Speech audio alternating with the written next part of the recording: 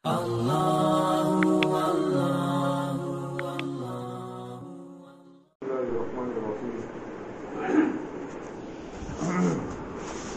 رضي الله عنه أن رسول الله صلى الله عليه وسلم قال: من أنفق زوجين في سبيل الله نودي من أبواب الجنة يا عبد الله هذا خير. فمن كان من أهل الصلاة دعي من باب الصلاة، ومن كان من أهل الجهاد دعي من باب الجهاد، ومن كان من أهل الصيام دعي من باب الريان، ومن كان من أهل الصدقة دعي من باب الصدقة. قال أبو بكر رضي الله عنه: بأبي أنت وأمي يا رسول الله، ما على من دعي من تلك الأبواب من ضرورة، فهل يدعى أحد من تلك الأبواب كلها؟ قال: نعم، وأرجو أن تكون منهم.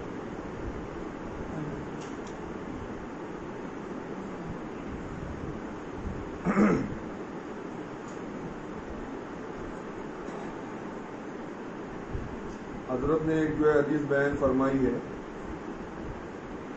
اور اس حدیث میں مختلف اعمال پر مختلف فضیلتیں وارد ہوئی ہیں۔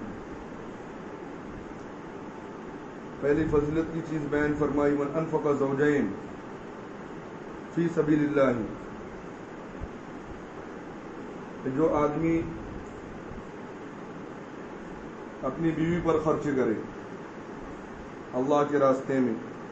اللہ کے راستے کا مطلب یہ ہے کہ اپنی بیوی کی ضروریات پوری کرنے کے لیے آدمی جو محنت اور مشقت اختیار کرتا ہے، حلال روزی کے لیے جو آدمی تگ و دو کرتا ہے، کوششیں کرتا ہے، یہ آدمی اللہ کے راستے میں شمار ہوتا ہے۔ فی سبیل اللہ کا جو مفہوم ہے بہت عام ہے۔ حلال کمائی کے لیے کوئی آدمی اگر نکلے تو بھی اللہ کے راستے میں شمار ہوتا ہے۔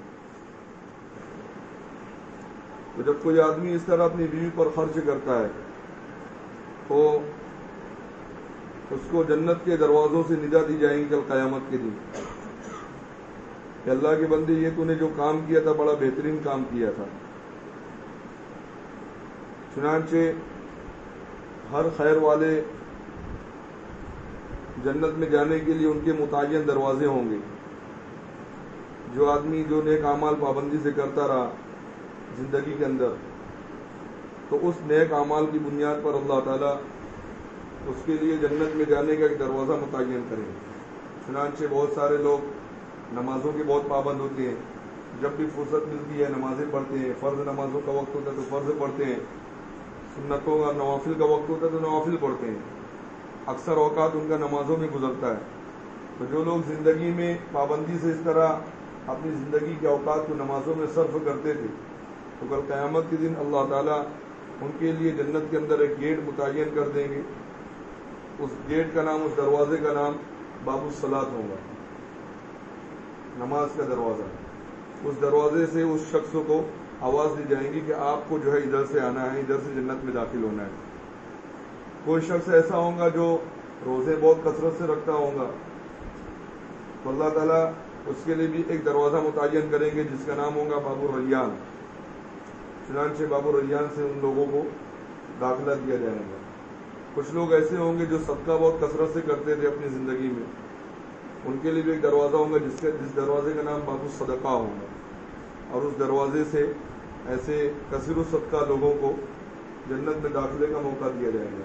کچھ لوگ ایسے ہوں گے جو جہاد میں کثرت سے اپنی زندگی کے اوقات کو صرف کیے ہوں گے، تو ان کو باب الجہاد ایک دروازہ ہوگا، اس دروازے سے جنت میں داخلہ ہوگا۔ غرض ہے کہ ہر نیک اعمال والے جو کثرت سے ان نیک اعمال کو کیا کرتے تھے اپنی زندگی کے اندر، ان تمام نیک اعمال کی بنیاد پر اللہ تعالیٰ ان کے لیے جنت کے اندر اسپیشل دروازے بنوائیں گے کہ ان نیک اعمال کی بنیاد پر وہ لوگ اس دروازے سے جب داخل ہوں گے تو لوگ رش بھی کریں گے، اور ان کا وہ نیک عمل وہاں پر ظاہر ہوگا کہ ہاں یہ لوگ بہت کثرت سے نماز پڑھتے تھے، تو ان کے لیے وہ دروازہ ہے۔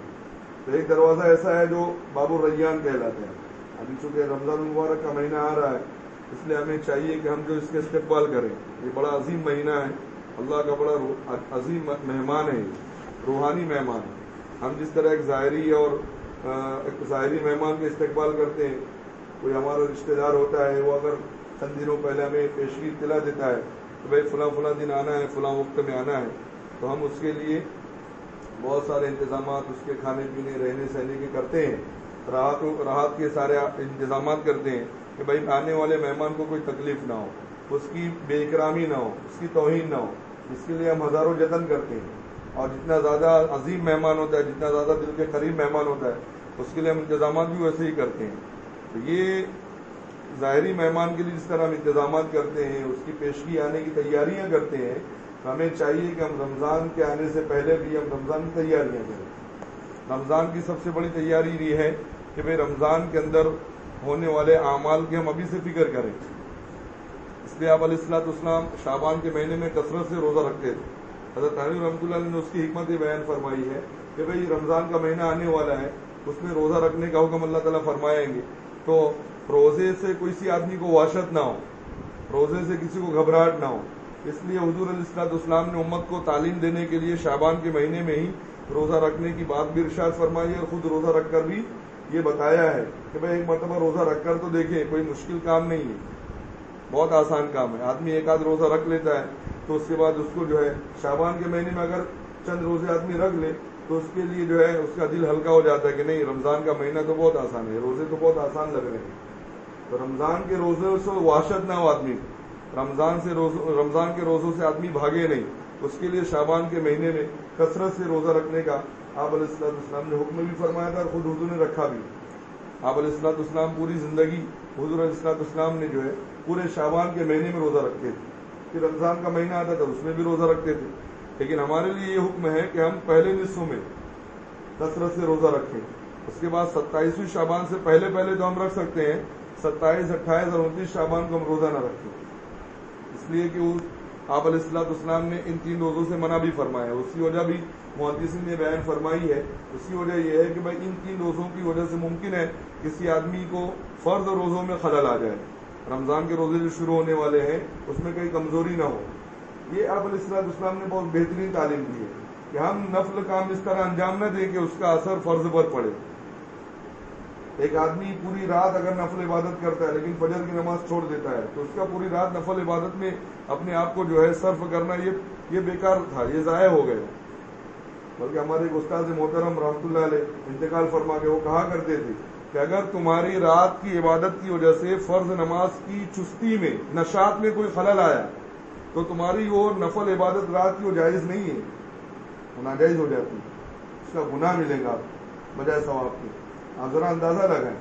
حضرت اس کے لیے جزیہ بھی پیش کرتے تھے کہ پوری رات اگر آپ نفل عبادت میں یا کوئی ایسی مجلس میں بیٹھے ہوئے ہیں جو دین کی مجلس ہے، لیکن اس کی وجہ سے اگر آپ کی فجر کی فرض نماز میں چستی میں خلل آیا، نماز تو پڑھی آپ نے جاگ کر کے لیکن تھوڑا سستی آ گئی. کیوں سستی آئی؟ اس لیے کہ رات بھر آپ جاگتے رہے، رات بھر آپ نے آرام نہیں کیا. آرام نہ ملنے کی وجہ سے فجر کی نماز میں اثر یہ آیا کہ فجر کی نماز جو ہے اونگ میں چلی گئی، سستی میں چلی گئی. روزانہ نشاط کے ساتھ آپ جو ہے فجر کی نماز پڑھتے تھے، آج وہ حال نہیں رہا. وہ کہتے تھے کہ یہ پوری رات کی عبادت یا کوئی بھی دینی مجلس یہ آپ کے لیے مضر ہوں گی، گناہ کا سبب بنے. تو یہ چیز ہے، ہر چیز کو اپنے جو ہے اس انداز پر رکھو کہ اس کا اثر کہیں اور نہ پڑے. یہ نفل عبادت ہے، نفل شعبان کے روزے نفل ہیں، لیکن حضور نے 27، 28، 29 شعبان کے روزے منع کر دیے بھائی کہیں اس کا اثر فرض روزوں پر نہ آ جائے. تو بہرحال ہمیں جو ہے شعبان کا مہینہ کچھ دن باقی رہ گیا ہے، ہمیں جو اس کی تیاری میں سب سے پہلی چیز تو یہ ہے کہ ہم توبہ استغفار کریں. کہ 11 مہینے تک ہم نے جو ہے اللہ کی بڑی نافرمانیاں کی ہے، ناراض کی اللہ پاک کو. اب یہ مہینہ آ رہا، اللہ نے ہمیں پھر سے جو ہے وہ موقع عطا فرمایا، اور دعا بھی کرتے رہے. لوگوں کے جو ہے کسی کی زندگی کا کوئی بھروسہ نہیں ہے. آج ہی کے دن آپ دیکھ لیں 2 بڑے علماء اس امت سے رخصت ہو چکے ہیں. اس امت کا سرمایہ ہے علماء کرام، رخصت ہو گئے. زندگی اتنی تھی، ہم سب کی بھی کب چلی جائے گی، ختم ہو جائے گی، کچھ بھروسہ نہیں ہے. زندگی کی شام کس گلی میں ہو جائے ہم میں سے کسی کو کچھ پتہ نہیں ہے. اس لیے حضور علیہ الصلوۃ والسلام نے باقاعدہ دعا مانگ کر تعلیم ارشاد فرمایا تھا کہ آپ دعا مانگا کرو بلغنا رمضان، کہ اللہ ہمیں رمضان تک پہنچا دے. کیونکہ رمضان کی وہ ساعتیں اگر کسی آدمی کو نصیب ہو جاوے تو اس سے بڑا خوش نصیب کوئی نہیں.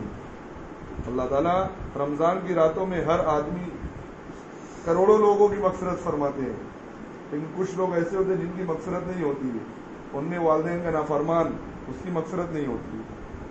قطع رحمی کرنے والا رشتہ داروں سے رشتہ ناطہ توڑنے والا، بات چیت بند ہے، رشتہ ناطہ ٹوٹا ہوا ہے، آنا جانا بند ہے، بول چال بند ہے، ایسے لوگوں کی مغفرت نہیں ہوتی ہے. मुशाहिन, जो आदमी अपने दिल में कीना पालता हो, अपने मुसलमान भाई को तकलीफ पहुंचाने के लिए प्लानिंग और तदबीरें सोचता हो अंदर अंदर कि किस तरह मौका मिला और मैं इसको जो है तकलीफ पहुंचाऊं, या अपने मुसलमान भाई को तकलीफ में देखना चाहता हो, तकलीफ में देखने की ख्वाहिश और तमन्ना रखता हो, इसको कीना बोलते हैं। कि खाम खा इस तरह कीना रखने वाला, इसकी भी मगफिरत नहीं है। ये मुख्तलिफ जो किस्म के गुनाह हैं जो आदमी को रमज़ान के अनवारात और रमज़ान के बरकत से महरूम कर देते। रमज़ान की असल तैयारी है कि हम इन तमाम गुनाहों से अपने आप को बचाएं और इन तमाम गुनाहों से तौबा करें। दूसरा ये है कि हम तिलावत की पाबंदी करें। तिलावत का मामूल तो बनाना ही है रमज़ान में। हमारे बहुत सारे अहबाब जो है माशाअल्लाह बहुत जमकर तिलावत करते हैं और करना भी चाहिए। रमज़ान जो है वो कुरान करीम की सालगिरह है। जैसे हम बर्थडे मनाते हैं ना, नहीं मनाना चाहिए, लेकिन ये कुरान करीम की सालगिरह का मौका है। इसमें जितना ज़्यादा वक्त तो हम तिलावत में लगाएं, और तिलावत अगर नहीं हो सकती है तो सो जाएं। हज़रत शेख रहमतुल्लाह ने लिखा है सो जाओ, खाम का फजूल बैठकर बातें ना करो। अगर अगर आपको मौका मिले तिलावत करो। तिलावत से अगर उकताहट हो रही है, थोड़ा जी जो है इधर उधर जो है हो रहा है, आप सो जाएं या कोई दीनी किताब, सीरत वगैरह की किताबें पढ़े। रमज़ान मुबारक का महीना पूरा हमारा तिलावत में गुजरे। अजीब अल्लाह के बंदे होते हैं। रमज़ान तो रमज़ान के अलावा में भी ऐसे मामूलात होते हैं। मैं कई मरतबा बारहा बयान कर चुका हूँ। आज भी इस ज़माने के अंदर ऐसे ऐसे लोग हैं, आपकी अक्लें हैरान हो जाएंगे। ऐसी तिलावत का मामूल उन्होंने बनाया है पूरे साल भर। हमारे एक साथी है, नाम कई मरतबा मैंने लिया भी है भरी मजलिस में। उन्होंने जो है तकरीबन 6-7 साल से उनका मुसलसल का मामूल है, हर साल का मामूल, पूरे साल रोजाना एक कुरान करीम खत्म कर। अभी जल्दी मैसेज आया था कि 312 दिन हुए हैं और 312वां कुरान मेरा खत्म हुआ है। और कुरान कैसे खत्म करते हैं? 15 पारे नमाज में पढ़ते हैं, 15 पारे नमाज से बाहर पढ़ते हैं। तहज्जुद के अंदर रोजाना डेली एक दिन भी नागा नहीं, रोजाना 15 पारे। तहज्जुद के अंदर 8 पारे पढ़ते हैं, अव्वाबीन में 5 पारे पढ़ते हैं, नमाजों के आगे पीछे की सुन्नतों में 3 पारे पढ़ते हैं। इस तरह 15 पारे। और आज पहले 15 पारे नमाज में होंगे तो दूसरे 15 पारे नमाज से बाहर पढ़ते हैं। फिर दूसरे दिन दूसरे 15 पारे नमाज के अंदर पढ़ेंगे और पहला 15 पारा नमाज से बाहर पढ़ेंगे। इस तरह रोजाना एक कुरान करीम खत्म करते हैं। और ये 7-8 साल से मामूल है। ऐसे भी अल्लाह के बंदे, उनके पास जो है एक बोतल है पानी पर दम किया हुआ, और 900 मरतबा कुरान पढ़कर उन्होंने बोतल में जो है दम किया है। वो कहते भी हैं कि वो पानी इतना अजीब व गरीब है, बड़े बड़े मरीजों को पिला के अच्छे हो गए। तो कुरान की बरकतें हैं। तो रमज़ान मुबारक का महीना आ रहा है, तिलावत खूब जम कर करें। और इसमें जो है सबसे अहम चीज़ तो ये रमज़ान के जो रोज़े हैं भाई, वो फ़र्ज रोज़े हैं। हम में से चाहिए कि हम में से हर एक जो है रमज़ान के पूरे रोज़े रखने का एहतमाम करें, इरादा करें अभी से। अल्लाह आपने रमज़ान का महीना हमें अगर अता फरमाया तो उसके पूरे रोज़े रखेंगे। रमज़ान का असली इकराम तो यही है कि रमज़ान के रोज़े हम कज़ा ना होने दें। बहुत सारे अहबाब आप देखते होंगे, जिन लोगों को बारे में आपको पता चले कि ये रमज़ान का रोज़ा नहीं रखता, आप उसको जो है उसको समझाएं कि बहुत बड़ा नुकसान है, बहुत खतरनाक नुकसान है। जो आदमी रोज़ा नहीं रखता है वो मौत के वक्त इतना शदीद प्यासा होकर मरेगा। हदीस में आता है कि अगर उसको 7 समुंदर का पानी भी पिला दिया जाए तब भी उसकी प्यास नहीं बुझेगी। ये आदमी सैराब होकर नहीं मरेगा। और जब प्यासा गया है कब्र में तो प्यासा उठेगा और प्यासा ही रहेगा वो। रोजे ऐसी चीज है, रोजे हदीस शरीफ का उलमा ने लिखा है, आप सुनते रहते हैं, वो हदीस आती है मुफलिसीन के बारे में। भाई मुफलिस कौन है मेरी उम्मत का? वो कुछ लोग आएंगे बहुत बड़े बड़े अमाल लेकर आएंगे, लेकिन किसी को गालियां बकी होंगी, किसी को बुरा भला कहा होगा। हुकूक वाले आएंगे और उनके अपने जो है हुकूक आकर लेते जाएंगे, सारे नेक अमाल उसमें तकसीम कर दिए जाएंगे, फिर उन लोगों के पास कुछ बचेगा नहीं। उलमा ने लिखा है अल्लाह ताला सारी इबादतों को तकसीम करेंगे। एक आदमी आएगा कहेगा किस आदमी ने मुझको गाली बकी थी, अल्लाह ताला इबादतों को निकाल करके नेकी उसको हाथ में दे देंगे। लेकिन रोजा एक ऐसी इबादत है, ऐसी नेकी अल्लाह ताला वो तकसीम होने नहीं देंगे। रोजे को अल्लाह ताला तकसीम नहीं होने देंगे। अगर उस आदमी पर रोजे हैं, नमाजें हैं, सदके हैं, तो नमाज और सदके का जब तक जो है चलता रहेगा, उससे जो है हुकूक वालों को बदला दिया जाता रहेगा, तब तक उससे काम चलेगा। उसके बाद अगर रोजों वाली इबादत अगर बच जाएंगी तो रोजों की इबादतों को देकर हुकूक वालों को राजी नहीं किया जाएगा, उसको उसी के पास रखा जाएगा। अल्लाह ताला फरमाएंगे रोजा मेरे लिए रखा था, मैं ही इसका बदला हूँ। इतनी बड़ी अजीम इबादत है ये, उलमा ने बात लिखी है। इसलिए हमें चाहिए कि हम रोजा तर्क न करें। मौलाना जुल्फ़िकार साहब नक्शबंदी दामद बरकातुहू ने बड़ी अजीब व गरीब बात लिखी है واقعہ لکھا ہے ایک مجوسی کا، جنید بغدادی رحمۃ اللہ علیہ کے زمانے میں ایک مجوسی تھا، اس کا لڑکا نوجوان جو ہے وہ بازاروں میں جو ہے کھلے عام، مسلمانوں کی بھی دکانیں تھیں وہاں پر، کھلے عام جو ہے سب کے سامنے کھاتا پھر رہا تھا. اس مجوسی نے جب اپنے بیٹے کو اس طرح دیکھا کھلے عام کھاتے پیتے تو اس کو تھپڑ مارا، بیٹے کو تھپڑ مارا اور کہنے لگا تجھے شرم نہیں آتی ہے کہ سارے مسلمان بیچارے جو ہے بھوکے پیاسے روزے سے اور تو ان کے سامنے کھانا کھاتا پھر رہا ہے. چنانچہ اس کو تھپڑ مار کر اس کے جو کھانا تھا وہ چھین لیا اور اس کو اپنے گھر میں اندر بلا لیا. یہ بات آئی گئی ہو گئی. کچھ عرصے کے بعد، کچھ سالوں کے بعد اس مجوسی کا انتقال ہوا. اس مجوسی کے پڑوس کے اندر جنید بغدادی رحمۃ اللہ علیہ کے ساتھیوں میں سے ایک ساتھی رہا کرتا تھا. اس ساتھی کو جو مجوسی خواب میں آیا تو اس مجوسی کو جو ہے اس پڑوسی نے دیکھا کہ بڑے بہترین لباس کے اندر جو ہے خوشنما لباس کے اندر وہ ایک باغ میں ٹہل رہا ہے. تو مجوسی کو جو ہے پوچھا گیا، پڑوسی نے پوچھا بھائی تم یہاں کیسے؟ تاکہ تو جنت ہے اور یہاں اللہ نے مجھے ٹھکانہ دیا ہے. تو اس پڑوسی نے بات کی بھائی آخر کیا وجہ ہوئی آپ کو جو ہے اس طرح، آپ تو مجوسی تھے، آگ پرست تھے، آپ کو جنت میں کیسے جو انٹری مل گئی، داخلہ مل گیا؟ تو مجوسی کہنے لگا بات دراصل یہ ہوئی کہ مجھے تو پتہ بھی نہیں تھا میرا کون سا عمل اللہ کو پسند آیا، لیکن یہ ایک عمل ایسا تھا کہ میں نے جو ہے میں اپنے بیٹے کو رمضان کی توہین کرتے ہوئے جب دیکھی میں نے تو اس کو میں نے تھپڑ مارا تھا کہ بھئی یہ رمضان کی بے اکرامی کر رہا ہے، مسلمانوں کے جو جذبات کو ٹھیس پہنچا رہا ہے. اس بنیاد پر میں نے اپنے بیٹوں کو تھپڑ مارا تھا. یہ تھپڑ اللہ تعالیٰ کو اتنا پسند آیا کہ اللہ نے مجھے موت سے پہلے ایمان کی توفیق دی اور اس ایمان کے بدلے میں جنت میں ہوں. تو میرے بھائیوں، جب ایک مجوسی کو رمضان کے اکرام اور احترام کی بنیاد پر ایمان جیسی دولت مل سکتی ہے اور اس کے بدلے میں جنت مل سکتی ہے، تو اگر کوئی مسلمان رمضان کی بے اکرامی کرے، رمضان کی توہین کرے تو اس کا نقشہ بدل بھی سکتا ہے.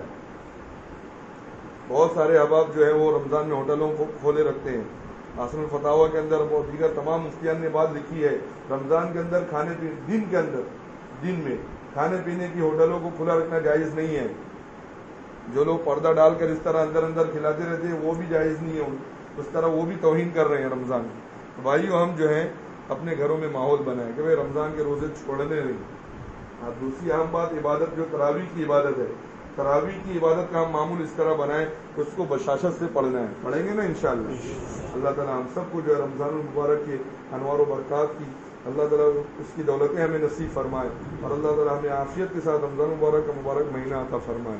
اور اس سے پہلے اللہ تعالیٰ ہمیں رمضان المبارک کے آنے کی اور اس کے استقبال کی تیاریاں کرنے کی توفیق عطا فرمائے. ایک بنیادی بات، آخری بات یہی ہے کہ ہم رمضان آنے سے پہلے استغفار کریں، خوب استغفار کریں، اللہ سے معافی مانگیں. یہ جو حالات چل رہے ہیں ان حالات کا بھی تقاضا یہی ہے اور رمضان کے استقبال کی اصل تیاری بھی یہ ہے کہ ہم اللہ سے خوب رو دھو کر معافی مانگیں. آج ہم نے رونا چھوڑ دیا بھائی، بہت جو ہے افسوس کے ساتھ کہنا پڑ رہا ہے. آج ہم جو ہے اللہ سب کے سامنے رو رہے ہیں. ہمارے اوپر حالات آتے ہیں، اس سے بول رہے ہیں، اس سے بول رہے ہیں، اس سے بول رہے ہیں. بھائی اپنے حالات تم سناؤ، اپنے بھائیوں کو سناؤ، دوستوں کو سناؤ، لیکن کچھ اللہ کو بھی تو سناؤ. اللہ بھی منتظر ہوتے ہیں کہ یہ بندہ کب مجھ سے کہے، یہ میرے بندوں سے تو کہہ رہا ہے، مجھ سے کیوں نہیں کہہ رہا ہے. اللہ منتظر ہوتے ہیں. کبھی اللہ سے تو بھی کہہ کر دیکھیں، اللہ کو اپنا وکیل بنائیں. اللہ بہترین کارساز ہے. دیکھو جب وہ کام بنانے پر آتا ہے تو عجیب عجیب پھر لوگوں کے کام بنتے ہوئے اللہ تعالیٰ پھر بتاتے ہیں کام بنانے والے ہیں. اس لیے ہم جو ہے دعاؤں میں اپنا وقت لگائیں. ہمارے کتنے اکابرین ایسے ہیں 1.5 گھنٹہ روزانہ دعا کرتے ہیں، اور ہم جو ہے نمازوں کے بعد اگر تھوڑا دعا لمبی ہو جائے تو ہم ادھر ادھر دیکھنے لگتے ہیں. میرے بھائیوں، اللہ سے جتنا زیادہ ہم مانگیں گے اللہ سے اتنا قرب نصیب ہوگا. اس لیے ہمیں چاہیے کہ ہم دعاؤں میں زیادہ اپنا وقت لگائیں. اللہ تعالیٰ جو ہے ہم تمام کو ان باتوں پر عمل کرنے کی توفیق عطا فرمائے. اس حدیث کے اندر یہی بات ارشاد فرمائی گئی ہے. حضرت ابوبکر صدیق رضی اللہ تعالیٰ نے جب یہ بات سنی آپ علیہ الصلوۃ والسلام کی کہ ہر عمل والے کے لیے گیٹ متعین ہے، تو حضرت ابوبکر صدیق رضی اللہ عنہ نے پوچھا کہ اللہ کے رسول، ہر عمل والا اپنے متعینہ عمل کی بنیاد پر ایک متعین گیٹ سے داخل ہوگا، تو میرا کیا حال ہے؟ انہوں نے اپنے بارے میں پوچھا. اللہ کے رسول، آپ پر میرے ماں باپ قربان ہوں، ہر عمل والے کو تو جو ہے اس کے متعینہ ابواب سے جو ہے داخلہ ہوگا، تو کوئی اور ایسا شخص ہے جس کو تمام دروازوں سے ندا دی جائیں گی اور تمام دروازوں سے اس کو پکارا جائے گا کہ آ جاؤ تم جنت میں جا سکتے ہو. نماز کے دروازوں سے بھی جو ہے اس کو پکارا جاوے اور باب الریان سے بھی پکارا جاوے، باب الصدقہ سے بھی پکارا جاوے. کیا ایسا بھی کوئی بندہ ہوگا دنیا جو اس وقت موجود ہوگا؟ باب الاسلام نے فرمایا کہ نعم ابو بکر، بالکل جو ہے اس وقت ایسا بھی بندہ ہوگا. وہ ارجو ان تکون منہ، یہ نبی नबी की बात है। हुजूर ने फरमाया मुझे उम्मीद है कि वो बंदा तुम हो, तो तुम उन्हीं बंदों में से हो कि तुम्हें तमाम दरवाज़ों से जो है पुकारा जाएगा जन्नत में दाखिले के लिए। तो ये नबी की जो उम्मीद होती है वो यकीन के दर्जे में होती है। नबी की उम्मीद जो यकीनी बात है कि अबू बकर सिद्दीक रज़ियल्लाहु अन्हु वो शख्स है कि जिनको जन्नत में दाखिले के लिए जन्नत के तमाम दरवाजे आवाज़ देंगे कि हमारे दरवाजे से जो है अब जन्नत में आ जाए। अल्लाह ताला हम सबको भी जो है ये सआदत नसीब फरमाए। आमीन व आखिर दावाना अल्हम्दुलिल्लाहि रब्बिल आलमीन। दुआ फरमाए। बिस्मिल्लाहिर्रहमानिर्रहीम। अल्लाहुम्मा लकल हम्दु कमा अंत अहलु फसल्लि अला मुहम्मदिन कमा अंत अहलु वफ़अल बिना मा अंत अहलु इन्नका अहलुत तक़वा व अहलुल मग़फ़िरा रब्बिग़फिर वरहम व अंत खैरुर राहिमीन। या अल्लाह हम ज़ाहिर में आपके बंदे हैं, हकीकत में नहायत गंदे हैं। अल्लाह हमारी ज़ाहिरी बातिनी गंदगी को दूर फरमाए। अल्लाह आप जानते तो हैं हम कितने गुनहगार हैं। हमारा जिस्म रुआ गुनहगार है, आंखें गुनहगार, कान गुनहगार, ज़बान गुनहगार। ये अल्लाह हर लम्हा हर घड़ी आपको नाराज़ करते हैं। प्यारे रब हमारे गुनाह लिखने वाले फरिश्ते जब आपके पास पहुँचते होंगे, हमें लगता है ऐसा है तो आपसे कहते होंगे अल्लाह फला बंदा तो बड़ा नाफरमान बन चुका है, बड़ा नाराज़ करता है आपको। अल्लाह आप उसको रिस्क न पहुँचाइए, आप उसको सेहत न दीजिए, अल्लाह आप उसकी इज्जतें वापस ले लीजिए। अल्लाह अभी भी वो बड़ी आफियत में ज़िंदगी गुजार रहा है, अपनी आफियतें उठा लीजिए। प्यारे रब वो फरिश्ते कहते होंगे आपसे, प्यारे रब और हमें ये भी लगता है बल्कि यकीन है कि आप उन फरिश्तों से फरमाते होंगे कि जाने दो मेरा बंदा है, कि कभी तो तौबा करेगा, तौबा का इंतज़ार कर रहा हूँ। रिस्क देने वाले फरिश्ते, रिस्क पहुँचाने वाले फरिश्ते कहते हैं अल्लाह आपका नाफरमान बन चुका, आप उसको रिस्क पर रिस्क दिए जा रहे हैं, हालांकि वो नाफरमानी कर रहा है। प्यारे रब आप फरमाते होंगे मेरा बंदा है, उसकी तौबा का इंतज़ार कर रहा हूँ। प्यारे रब यकीनन हमारे ऐसे ही कुछ हालात हैं, प्यारे रब माफ़ कर दीजिए। अल्लाह माफ़ी मांगने आ गए हैं। अल्लाह रमज़ान का मुबारक महीना हमारे सामने है, अल्लाह हमें महरूम न होने दीजिए। अल्लाह रमज़ान की बरकतें अता फरमाइए, रमज़ान के अनवारात से हमें अल्लाह मामूर फरमाइए। अल्लाह हमें महरूम न होने दीजिए। अल्लाह रमज़ान के अंदर गुनाहों से बचाइए। अल्लाह रोज़ा रखना आसान फरमा दीजिए, तरावी पढ़ना आसान फरमा दीजिए। अल्लाह दीगर तमाम इबादतों में लगना आसान फरमा दीजिए। ज़्यादा से ज़्यादा अपने औकात को रब करीम इबादतों में सर्फ करने की तौफीक अता फरमाइए, गुनाहों से मुकम्मल हिफाजत की तौफीक अता फरमाइए। अल्लाह हमें अपने महबूब मकबूल बंदों में शामिल फरमाइए। रब करीम ए अल्लाह आज अजीब गरीब हालात हैं, अल्लाह उम्मत मुस्लिमा अल्लाह वबाई अमराज में मुब्तला है, अल्लाह लोग परेशान हाल हैं, अल्लाह बीमारियाँ आ चुकी हैं। अल्लाह जेब में इलाज के लिए पैसे नहीं है, अल्लाह माएँ अपने कानों की बालियाँ बेच कर अपने बेटों के इलाज करा रही हैं। प्यारे रब ए अल्लाह कितने दवाखाने तो ऐसे हैं, अल्लाह एक बेवा माँ अपने बेटे को लेकर जाती है और कहती है कि साहब मेरे डॉक्टर साहब मेरे बेटे का इलाज कर दीजिए। डॉक्टर कहता है कि बूढ़ी माँ पहले आप पैसे रखें, उसके बाद आपके बेटे को देखा जाएगा। प्यारे रब अल्लाह वो बेवा का बच्चा रब करीम सिसकता इस दुनिया से जा रहा है। अल्लाह बेवा माँ अपने बेटे का इलाज भी नहीं करा सकती है, इतनी महंगाइयाँ बढ़ चुकी है। रब करीम ए अल्लाह आज एक यतीम बच्चा फल फ्रूट खाने से महरूम है। प्यारे रब ए अल्लाह आज अगर हबीब पाक अलैहिस्सलाम होते, प्यारे रब इस उम्मत का पता नहीं प्यारे रब एक अजीब समा होता, अजीब मंजर होता। प्यारे रब हुजूर के ज़माने में भी यतीम तो थे, यतीम बच्चे थे, हमने किताबों में पढ़ा है। हज़रत नबी करीम अलैहिस्सलाम ईद के दिन ईदगाह तशरीफ ले जा रहे थे, साथ में हसन हुसैन भी थे। प्यारे रब ए अल्लाह चंद बच्चे रास्ते में खेल रहे थे, उन बच्चों में एक यतीम बच्चा भी बैठा हुआ गुमसुम किनारे बैठा हुआ था, कपड़े मैले कुचले थे। आप अलैहिस्सलाम ने जब उस पर नजर डाली वो बच्चे वहाँ पर रुक गए और उसके पास जाकर कहने लगे कि बेटा क्या बात है, इन बच्चों के साथ तुम क्यों नहीं खेल रहे हो? आज तो ईद का दिन है, ईद का दिन तो खुशियों का दिन है। बेटा तुमने अपने कपड़े भी नहीं बदले, इतने मैले कपड़े हैं, क्या बात है बेटा? अल्लाह वो बच्चा कहने लगा या रसूल अल्लाह ये ईद का दिन होगा किसी के लिए ईद का दिन, मेरे लिए तो आज का दिन बड़ा गम का दिन है। हुजूर ने पूछा क्या बात है? वो कहने लगा अल्लाह के रसूल मेरा बाप इस दुनिया से रुखसत हो चुका, अब कौन है जो मुझे ईद के कपड़े सिला कर दे, कौन है जो मुझे ईद के जूते चप्पल ला कर दे? रब हुजूर अलैहिस्सलाम बैठ गए थे, उस बच्चे को अपने साथ लिया और साथ लेकर वापस अपने घर लौटे। हज़रत अम्मा आयशा सिद्दीक़ा रज़ियल्लाहु अन्हा से फरमाया था कि इस बच्चे को नहलाओ धुलाओ और हसन हुसैन के जो कपड़े इस पर फिट आते हो उसको पहनाओ। रब चंद मिनटों में वो बच्चा नहला धुला करके पाक साफ सुथरा होकर के उसको अच्छे कपड़े पहनाए गए, उसको सुरमा काजल लगाया गया اللہ وہ بچہ خوبصورت ہو کر کے جب باہر آیا، اللہ ہم نے کتابوں میں پڑھا، علماء نے لکھا کہ اللہ اس بچے کو حضور نے اپنے کاندھے پر بٹھایا تھا اور کاندھے پر بٹھا کر نکلے تھے، اور وہ بچہ جب بازار میں پہنچا تھا ان کھیلنے والے بچوں سے کہا تھا کہ اے میرے ساتھیوں، تمہارے بھی ماں باپ ہوں گے، لیکن آج میں جس کی کاندھے پر بیٹھا ہوں ذرا اس جیسا بھی لا کر بتاؤ۔ اے رب، اے اللہ آج یتیم بچے اے اللہ نہ جانے کیسی کیسی کلفتوں میں جی رہے ہیں، اے اللہ امت کا بے شمار طبقہ اے اللہ آج فاقوں میں مست ہے، اے اللہ گھروں میں چولہے بجھے ہوئے ہیں، اے رب اے اللہ آج مزدور طبقہ روزانہ کمانے والا اے اللہ جیب ان کے خالی ہو چکے ہیں، آنکھوں میں آنسو بھرے ہوئے ہیں، اے اللہ گھروں کے اندر بیماریاں موجود ہے، اے اللہ فقر و فاقہ ہے، اللہ اتنے عظیم حالات، اتنے سنگین حالات میں ہم آپ کے پاس اپنے ہاتھوں کو کٹورا بنا کر